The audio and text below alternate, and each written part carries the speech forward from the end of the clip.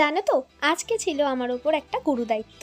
নমস্কার, আমি সুনিতা আবার চলে এলাম তোমাদের সাথে আমার জীবনের কিছু মুহূর্ত তুলে ধরতে। সকালবেলা বিছানা গোছানোর পরেই দিদি আমাকে বলল, যা আমার পার্লারটা তুই আজকে গিয়ে খোল, আমি স্নান করে আসছি।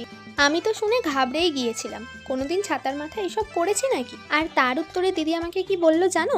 বলল যে কেউ মায়ের পেট থেকে শিখে আসে না, তুই যা, আমি তোকে বলে বলে দিচ্ছি। তবে আজকে পার্লারে আমি আগে আসার একটা কারণ আছে। আজকে দিদি করবে একটা বৃদ্ধির শ্যুট।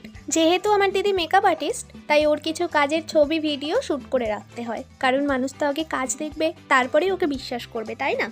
পার্লারে সব কিছু গোছাতে গোছাতে আমি ভাবছিলাম, একটা স্বপ্নকে বাস্তবে দাঁড় করাতে গেলে কত বছরের লড়াই থাকে এর পিছনে।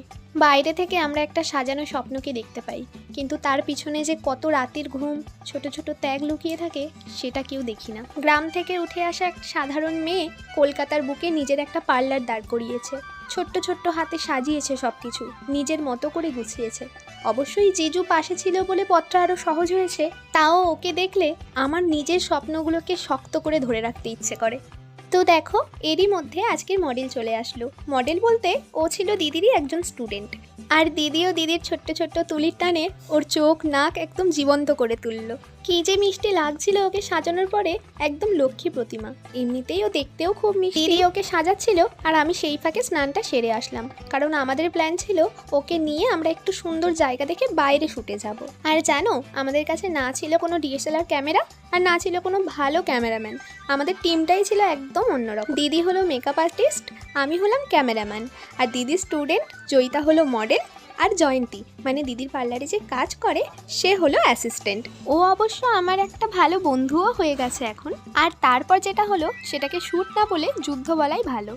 শুধুমাত্র কয়েকটা ভালো ছবি তোলার জন্য আমরা যে কতবার হেঁটেছি, খুঁজেছি, আবার শুরু করেছি তার কোনো হিসেব নেই। অনেকেই হয়তো সোশ্যাল মিডিয়ায় শুধুমাত্র কয়েকটা ছবি দেখবে, কিন্তু এই কয়েকটা ছবি আর একটা ভিডিওর পেছনে এই যে 4-5 ঘন্টার দৌড়ঝাঁপ, ঘাম, টেনশন, সেটা কিন্তু খুব কম মানুষই বুঝবে। এমনকি আজকে আমাদের দুপুরের খাবারও খাওয়া হয়নি কারোর, জানো তো, কারণ কখন যে 3টে বেজে গেল বুঝতে পারিনি।